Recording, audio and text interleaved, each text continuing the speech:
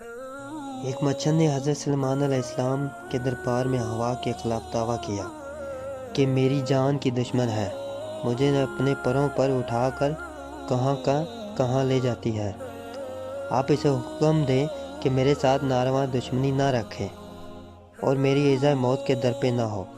حضرت سلیمان علیہ السلام نے فرمایا کہ مجھے اللہ تعالیٰ نے حکم دیا ہے کہ کسی مقدمے یا دعوے کا فیصلہ نہ کرنا جب تک دوسرا فریق سامنے اور اس کا موقف نہ سن لو، لہذا میں ہوا کو دربار میں طلب کروں گا، اس کا موقف معلوم کر کے فیصلہ کر دوں گا۔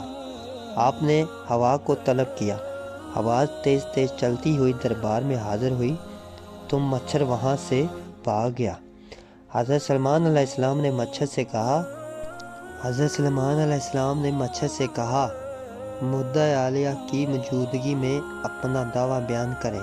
اس نے کہا جناب مجھے کہاں تھا کہ میں ہوا کے ہوتے ہوئے ٹھہر سکوں اور اپنا مدعا بیان کروں، میں اس کی آمد تو میری موت ہے، میں اس کے سامنے اپنا موقف بیان کرنے کی غرض سے کہاں ٹھہر سکتا ہوں۔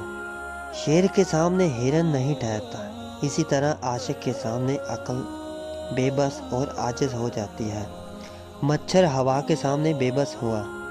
قدرت نے مختلف عناصر کو مختلف قوتوں سے نوازا ہے، جیسا کہ سورج نکلا تو ستارے بے نشان ہو جاتے ہیں۔